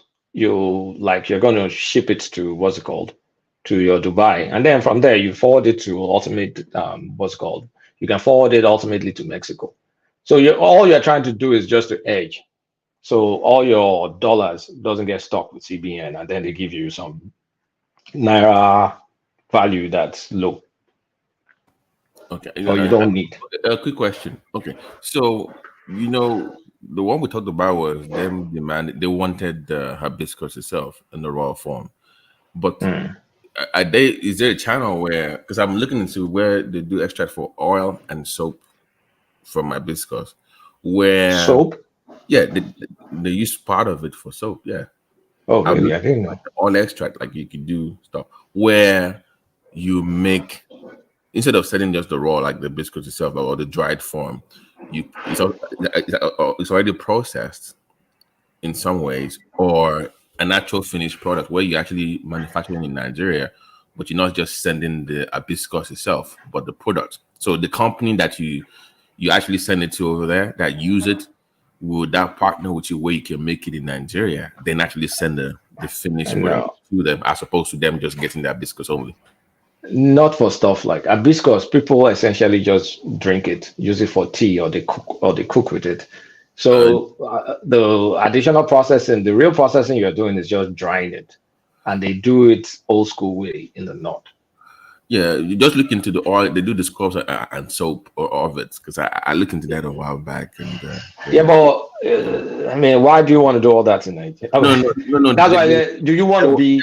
There was a company that was into that. But okay, let's move on. No, the question I'm asking you is: do you want to see yourself as an investor in Nigeria, or you want to see yourself as a patriotic Nigerian? They're two different things. Well, I'm presented to my wallet. That's So if you're loyal to your wallet, you'll get that thing out in raw form. Oh, so it's more profitable than that. Yeah. I mean, if you even get it, assuming you are buying it for yourself, Seth, and you have all these processors, all this food processing in America that can help you package something into branding. They brand it for you. Assuming you do a brand, you open a brand, tea. They help you put it in tea bags and all, and you start doing the retail yourself on Amazon or something. That means you have the end-to-end value chain. You'll make more money doing that, and you open yourself to less risk because at least you can guarantee that the processing done will be world class. In terms of liability, how do you protect yourself if it was something processed in Nigeria and then someone takes it and then gets sick? You get what I'm saying? So it's if you want to be a righteous Nigerian, then you go and Sometimes you open. guilt trip you the way. I'm not guilt tripping you. I'm just Okay, saying it's the way it okay. is. Let me just this is the thing. So for the family business already has ties to West African countries. So and in some part of that country, like Senegal, for instance. So I just want to leverage on that access to those countries to have additional things done over there.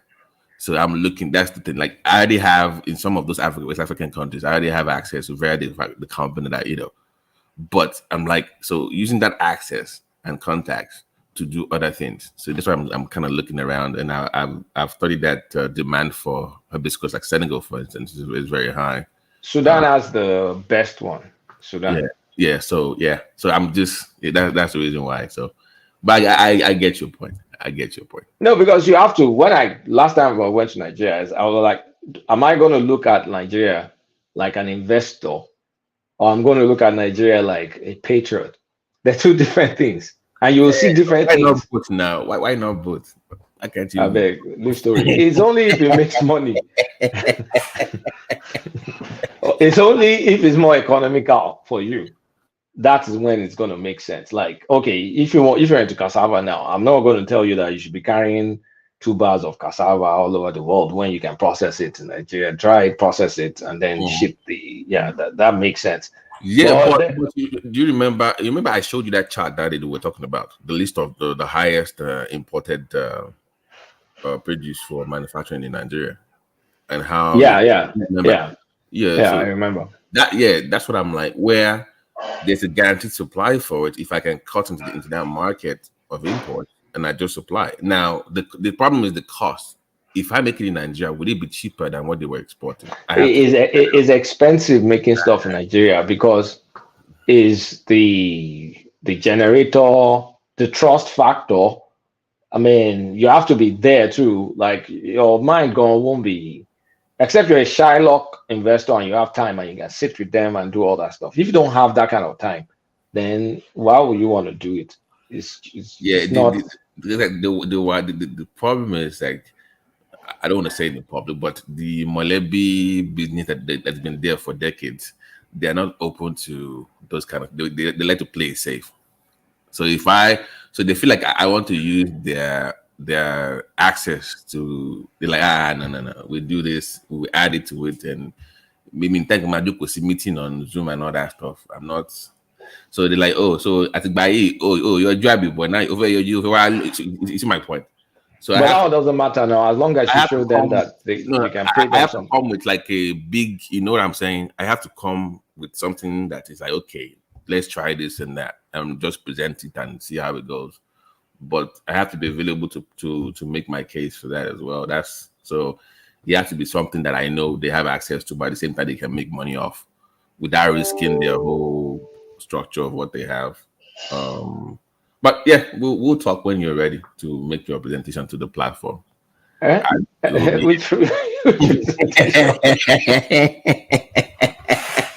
mean, one man. Wait, I mean, when it's ready now, we'll be here. Presentation, though. We'll be I think Kulata it doesn't mind doing it, but I don't think he wants to take the responsibility of hosting he can come and just be like not an expert opinion, but an informed opinion. But no. What man? Yeah, let me say it in Yoruba. So what's happening, babe?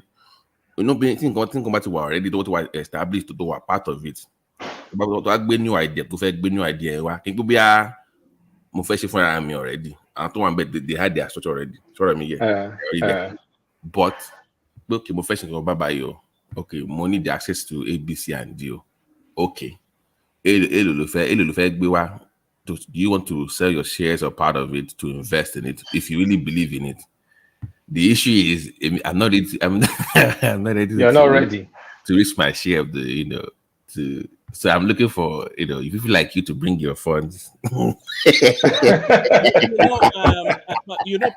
of the idea that I had with the platform was that it would be a hub for business activities to take place.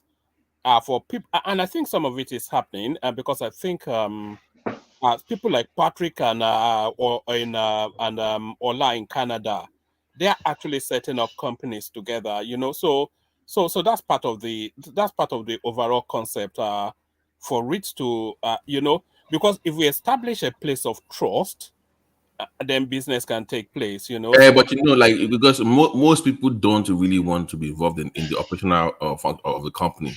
Yeah, people want put their money there and forward and wait for profit, don't they? They don't want to know about what is buying or what is selling.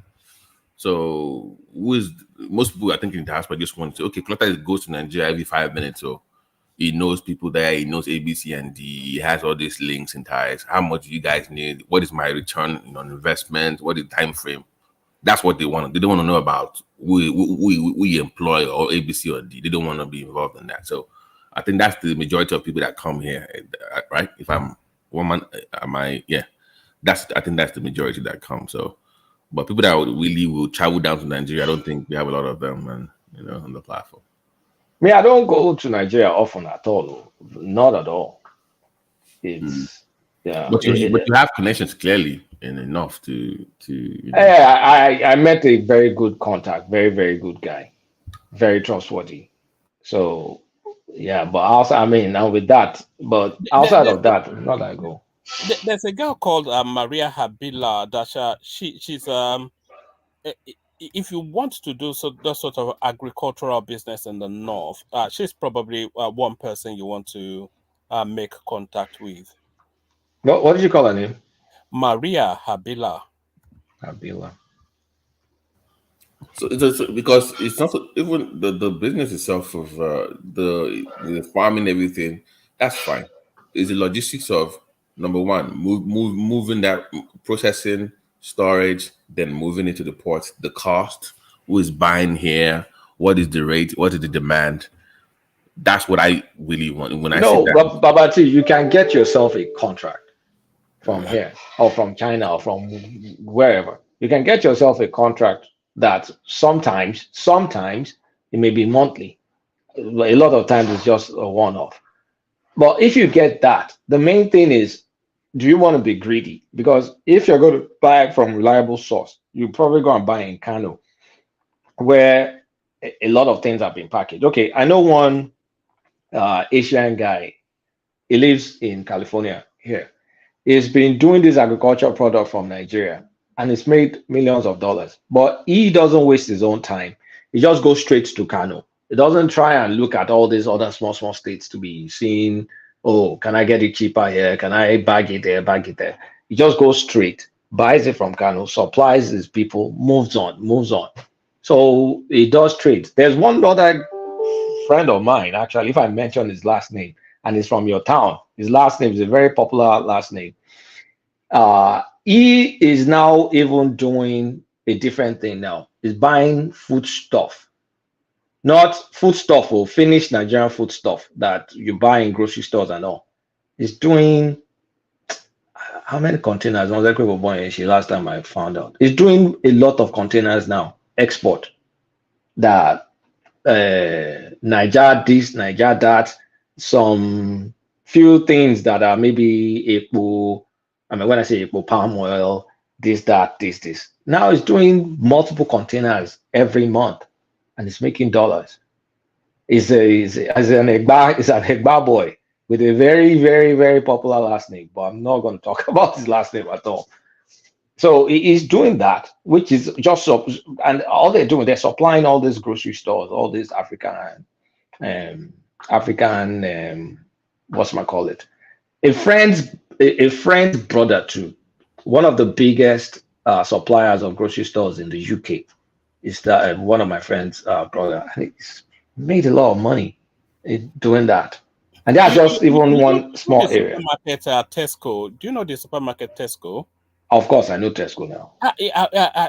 To my shock and alarm, the other day in Tesco, Gary on the African aisle, on the world aisle, you know, they have a world aisle where they put all this Uh, Gary, you know, and there's Gary Ijebu, I they, mean, one you man, you see, those companies, they are cutting into the profit margin of your so-called local Nigerian stores, because in most cases, okay, maybe I'm wrong, maybe you can correct me.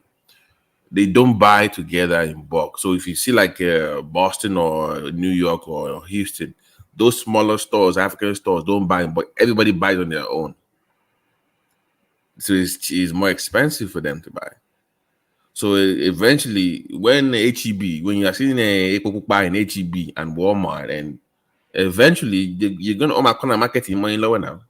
Either a big store come together and form something big and huge, or if you keep playing these anky panky games of you're gonna end up. So they have to figure that out on their own. But Emil, were involved. I don't want to be involved in anything operational, even in here in the diaspora, where let's go be like a HEB sized African store, and no, just you don't. Why don't you just supply the ones that exist?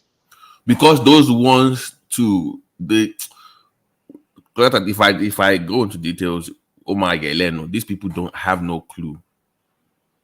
It's a long they well just that's why they are the what they are. Just yeah, but they already have their supply channels, though. That's the thing now. Do they not already have this?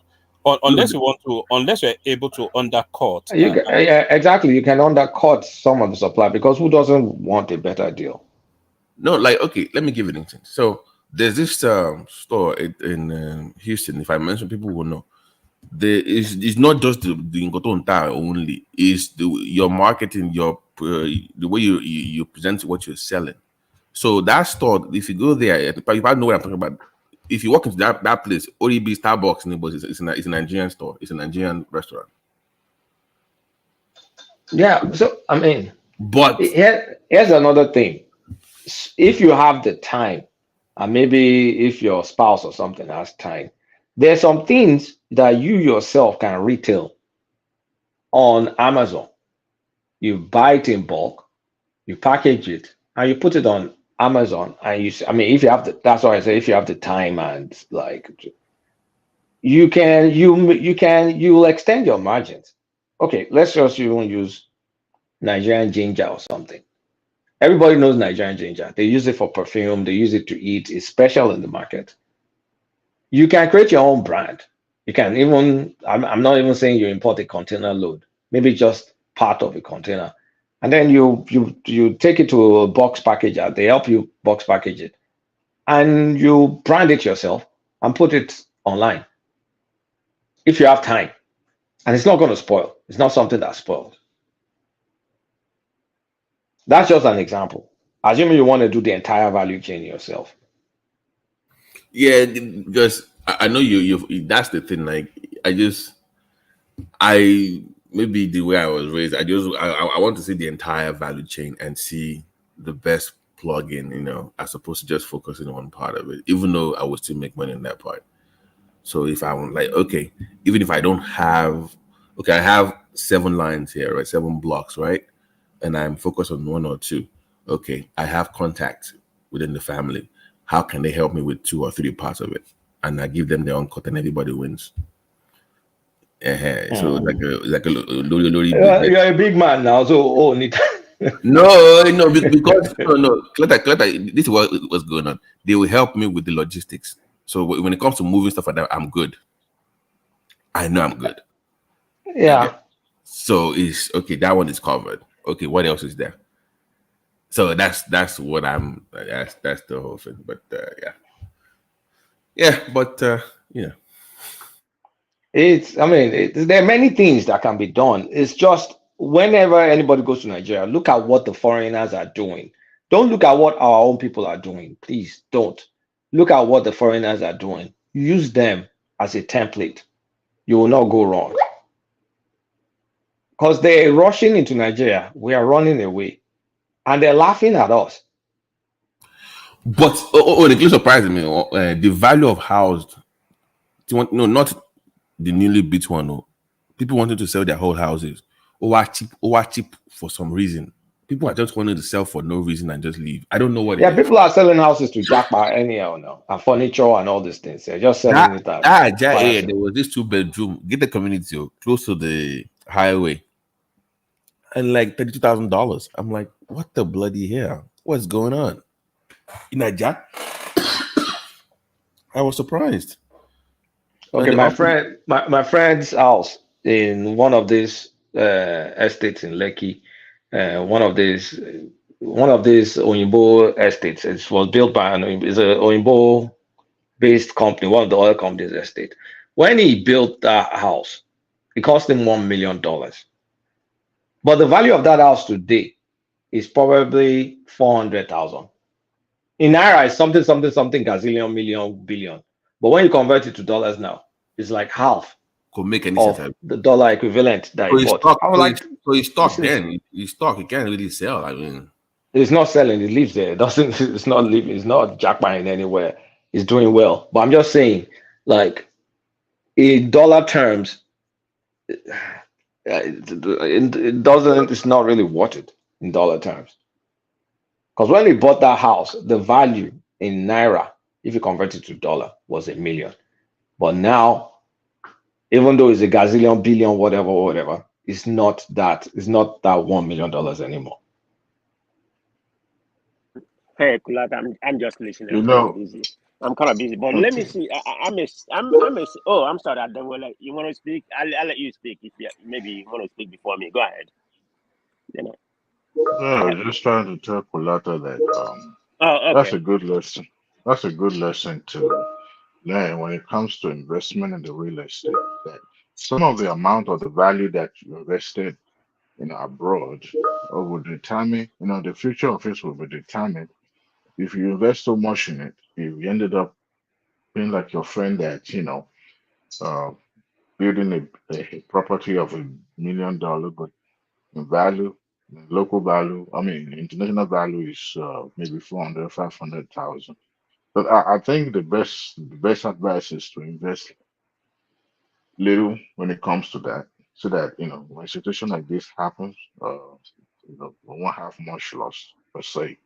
I'm just speaking to the your friend that invested $1 million in a property. So he lives there, so Because he's yeah, enjoying it. yeah, It's I not mean, in like terms of the If it's value is sorry, still.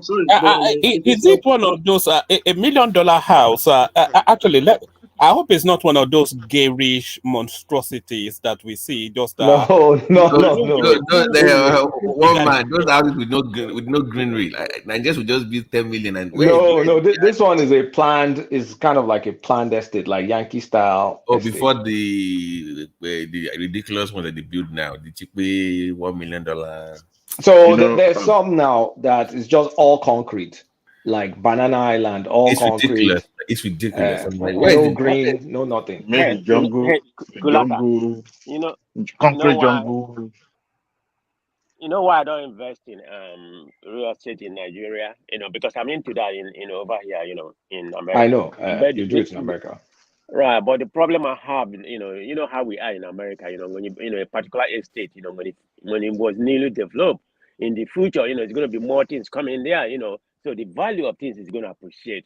Unlike Mm. Nigeria, I mean, when you build a very nice neighborhood, let's up part of neighborhood in Lake of Victoria Island, I mean, it's not going to appreciate because there's nothing really to keep that place up. Instead of it's going to no, it degenerate. will So appreciate. the I have to disagree with you. If you build an estate, right. then necessarily it will appreciate because the quality level of those, if you build, let's say, a lower middle class estate, then you have a lower middle class population coming into that space, and then it increases the desirability, and then of course facilities will come in, amenities will come in,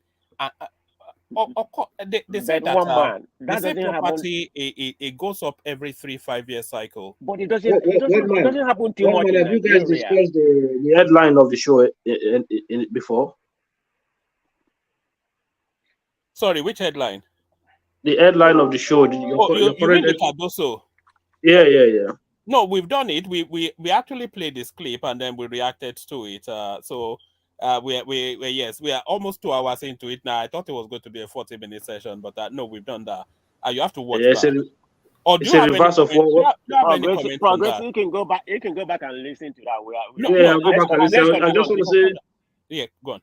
it's a reverse of what you did last night, because I was expecting a show last night. All I hear is that the show was ending. Like, one man, you should have left it a little bit, let people come in. I was about to click the Yeah.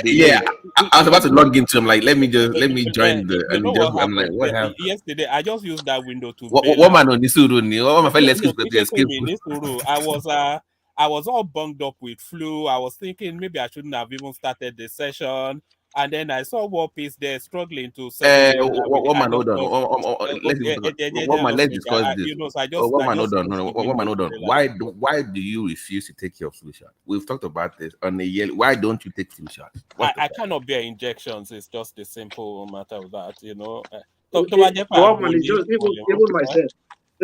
Even myself, I'm just coming out of the flu as well, so I'm coming out of the cold as well. So. You I guys think don't the take. whole of the UK You has guys, it anyway. you guys don't take vitamin D, obviously, And because it's from your life. you say you're laughing. You're scared Me, of I losing. don't mess around That- with my vitamin D. But T, you are a Yeah. medical doctor. You know, I You know only what I just observed? discovered the vitamin D from you, Kulata. It's only after you mentioned it that I went and bought You it. know, Because you we're know. black people, we're supposed to And my be wife is a somewhere in nurse, the by the way, equator. with a first-class degree.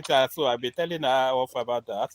Baba T, Well, one man in this case, I think this is my own fault as well, because I've really relaxed on my oranges and fructose and stuff like that. So I've not been eating that much of it for a while now. So I think that caught up with me. But I don't like using the vitamins as in the capsule or tablet form anyway. But I just like to have them in.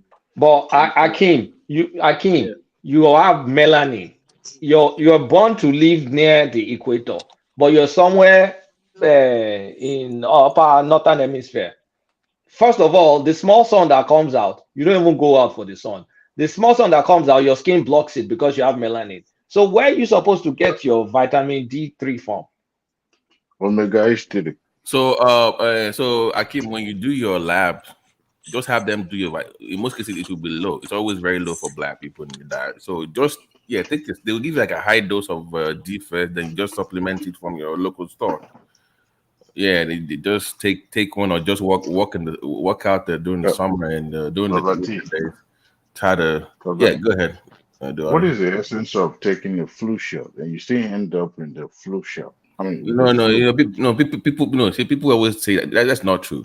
If you have flu after you're taking the flu shot, that means you already had the flu before you took the flu shot. That's what that means.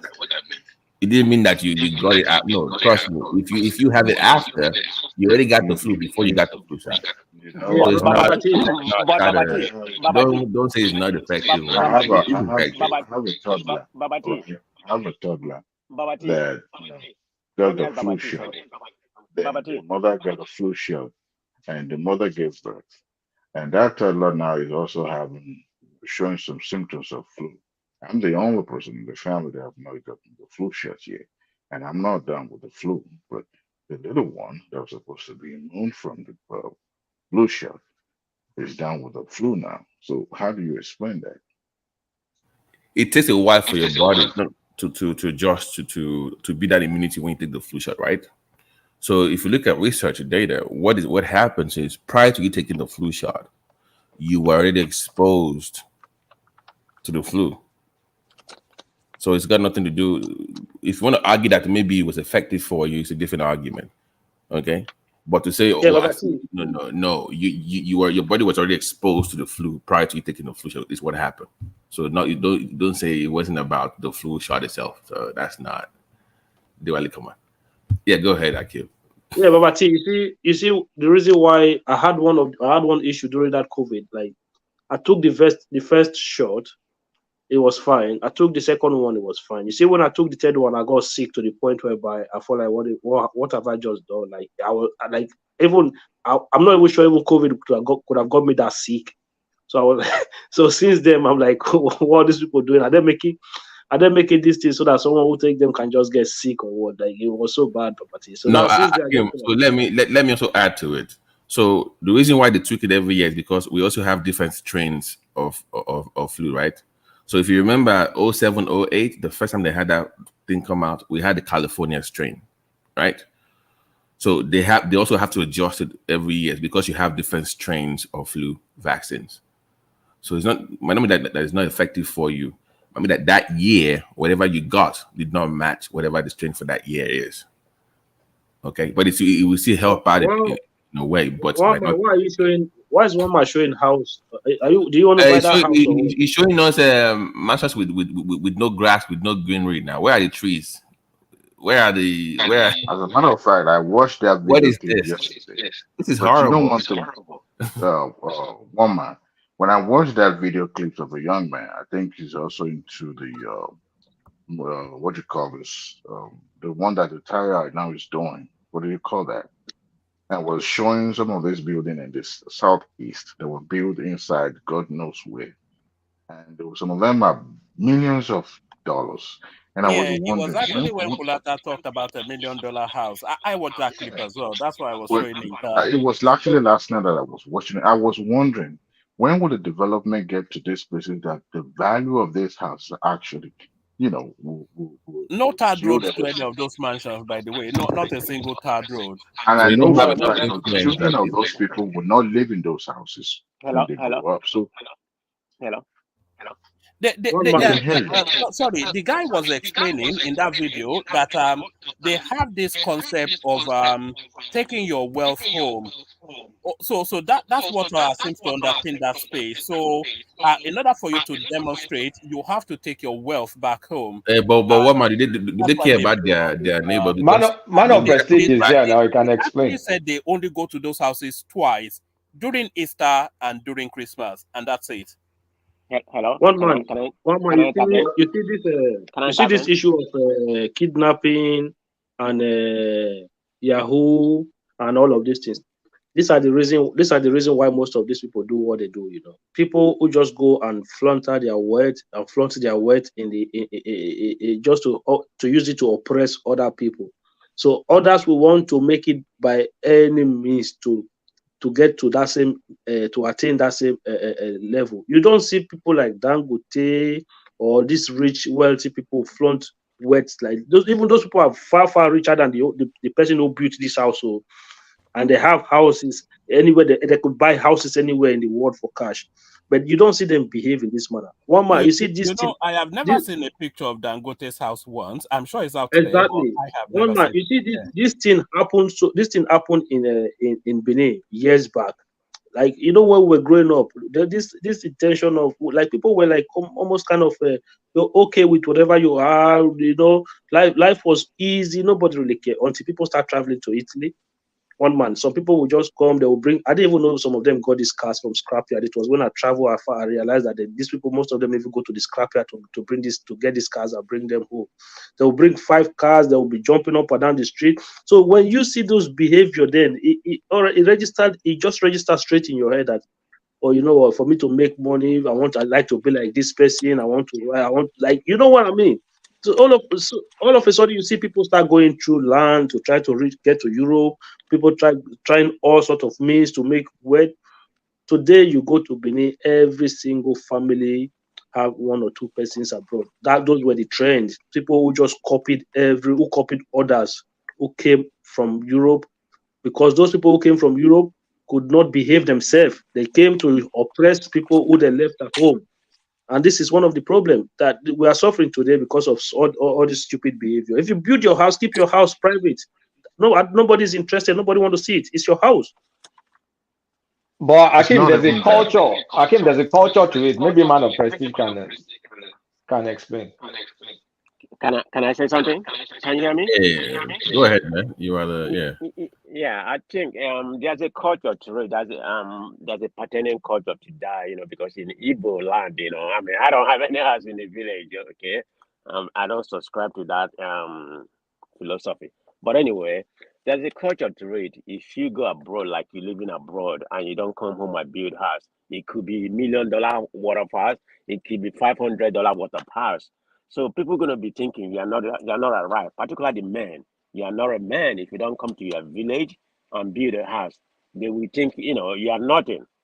I mean, that's just the perception, which, in my own opinion, it's kind of nonsense. Man of prestige. Yeah, I have an Igbo friend here who built. If you see this guy's house in in the his village. village, the worst part of it, the worst part of it. When I ask him, I say, "What's wrong with you?" It's a land that his father shared with his brother, right? Like his father and his father's brother shared the land. So the father's brother had built some mud house, those mud house Oh yeah, on the side of the land. So this guy, I'm not even sure if it will cost him more than 2 million to buy another land to build a house. He decided to build that big mansion close to this mud house. Now he's trying to pay his father's brother's son, so that he can demolish the house. Yeah, that concept there doesn't make any sense to me, because Oh, those have that's a lot why of them didn't you just go? don't even have a road. I mean, it's pretty much like a mud or whatever to get there. I don't know why people does that. I think like you said, I think it's in form of intimidation. To intimidate, like I'm the biggest man around in this village. I'm the best. So like you said, that kind of perpetuate you. People would try to obtain what they are not capable of doing, to the extent they can wingle into Yahoo or doing all that kind of business, or reach you or try to keep people to get money. Yeah, there's a bad side to that. I mean, Yeah, I will definitely I've confirm. seen 2 or 3 people do that thing. And for me, my other friend had a house already. There's echo. Oh, I don't Can know, man. anybody hear me? Can anybody hear Or me? is it coming? Is it coming from just my side? Yeah, there's echo. I don't know where it's coming from. Can anybody hear me? We can hear you Yeah. at the That's why I always say to mute yourself when you're not speaking. Yes, Am I I okay? think it's actually You know, coming from my team, but yeah, whoever is not wh- speaking, just yeah.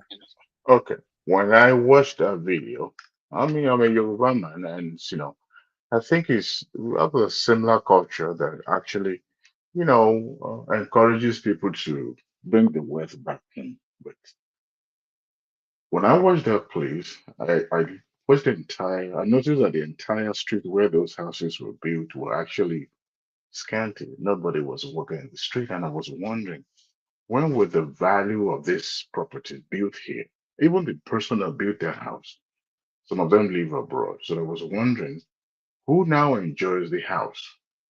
I'm of school of thought that when you're going to do that not just for your selfish reason, but do that for the benefit of all. Build it to rent it out so that can bring some proceeds, for you that you actually can use for your family. Dewale, Adewale, that's not the concept. That's not the concept behind I, it. I know, Behind that, I I know that's told not a you, concept, is to show that but you have arrived, because there's no way you're gonna build a house in the village. It will appreciate by no means. Even at all, a lot of them don't have a tight road to go there. It's not built for appreciation purpose or for you to sell it in the future. It's gonna be there for the that's next generation. So it's just to show you, like I stated, that you're a man and you have arrived, you have made it. But One, if you don't build a house, if you come back to your village, nobody. I mean, they will look at you as a riffraff. You are nothing. You don't even talk. If you come to a meeting, you're not even gonna talk because you haven't one, built a house. one But man, they it's don't know one man how there. well you are in abroad. So that's just the concept behind that. Is it I, good? I, One I man, am here. are you coming out tonight? I am coming out tonight, but I'll be wrapping up in another 5 minutes thereabout. Yeah, that's why because I want to leave now. I just want to know if you're gonna be back on Yes, tonight, I'll be, or I'll be, or I'll this be, is this is yes. the show for today. All right. So I'll see you tomorrow. Hopefully, one man does not just show up for 30 minutes and run out of people that show up. Hopefully, one man No, does not. no. I'll make sure I keep him. I'll make sure I keep him. I'll make sure I keep him there tonight. I'll make sure I keep him there tonight. One man, you need to understand. You need to understand that your show is like a therapy to people as well, not just they argue back and front. You need to understand that people listen to the show to go through certain whatever they are going through as well. So you need to put people into consideration. I know that, I know it's background noise to a lot of maybe some people doing night shift. Some people just they even use it to go to bed, So Exactly, one man. So you need to put all of us into consideration next time, please. All right, brilliant. So gentlemen, we'll start to wrap up unless anybody else has anything to add, and then we'll reconvene for tonight. No. One man. The only thing I can say, if you could take some element of this of the airline today and add it back to a later conversation, I don't know if that's fine with you. Yes, we'll do a follow on from it. Yes. Sorry, what's the update? Something new happened apart from I thought they were moving to Lagos, right? That's anything else? No. You know, Cardoso granted an interview to Arise TV, and he talked about how people were they were just ordering for dollars without any traces. They just listen. You need to go and listen to the interview, man. You know that Nigeria is finito. All right. Thank you, gentlemen. We take it off. One man, before you wrap up, is Kuleta still on the show? In body, but not in spirit. I'm here, Duali. Okay. I'm kind of, I was taken aback. There was a time you asked me a question about a particular gentleman from my hometown, and I was wondering where you know him from, even though he was in the government. But I was wondering how you get to know about him. But you never really, get into it. He's a family friend. Oh, Lowo how Nick. do you know? How do you know? He's How very do you know? influential now. More because he's a very influential person. Oh, How do you know we are from the same hometown? Yeah, very. I don't know if we're talking about the same thing. Though. The person I was talking about is late now. I know you actually described him in a very, exact we both know what we were talking He's a about. But prince. I know. He's a close family friend. I was actually with one of the family members when I was in Nigeria. Oh, I see. Oh, wow. We're very close. Diwali, by the way, the killing still at the boy. I know you are from a kid. He's more like a brother as well, but Okay. yeah, he's more or less like a brother. I actually followed one of his wife. Déwálé, normally wọ́n máa ń gba ticket láti rí Kulata ni. Yeah, I'm telling you. Yeah. One of my actually surprised about Normally wọ́n máa ń gba ticket láti rí 3 months so to 3 guided. 3 months. I know I've slept, maybe one or two occasions, but I'm so guided about, where I come from and all that. But at a point, I was a little bit taken aback that how did the Kulata get to know that this individual and I were from the same hometown? Maybe he paid attention to when I mentioned one or two things about my hometown. Maybe that was where he got the. No, I paid. When you mentioned your hometown, the most prominent person from your hometown that I know. So, I mean, close friend, close family friend. No, hold on. I'll ask you earlier. I want to talk about there. No, they're not from my hometown, but that can't happen where I come from. Oh, okay. All right, I'll talk to you guys later tonight. I get to go. What man is it going to be a new thing now, or are you going to be doing the morning session now, or are you just a one-time thing? Or no, it's as and when. Maybe on Wednesdays, Thursdays, and Fridays, certainly. But we've been waiting for Yemi Cardoso to come into space. So when I saw him in space, I just decided to react to. Because people like me can function better on the morning drive. Yeah, that afternoon session gets a little bit too. Yeah. Yes. Yeah. I know the timing is not right for everybody, but yes. But the morning session really an hour and a half, no more than 2 hours. Because it cuts in the middle of the day. All right, BT. So BT, hopefully we'll see you later. Go on. No, and by the way, Diwali show should also come up very soon. Diwali. We already have his theme music now. We already have his music. We are just waiting for him. Diwali, come on. You know, I've been trying to advocate for you to have your own after midnight session. But You know what you guys are interested in me and Ancoin is not what I'm interested in. It's on the no, I don't. A bottle of wine. okay, well we can talk about some of these alcoholic brands and related how matters. beneficial it could be to the health and some of the downside and all that. We can talk about that, but I'm not really. I don't know. I'm not the one No, connoisseur about but that. what man do? No, it's not, on a more serious note. Do like there is that it's a more relaxed environment to talk about Nigeria. That's just Oh yeah, I know. it's not alcohol related issue on the more serious. It's more like it's a more relaxed environment talking about politics. Okay. Yeah. Okay. We'll put something together. All right, brilliant. Gentlemen, let's reconvene for later on tonight. Thank you, everyone. And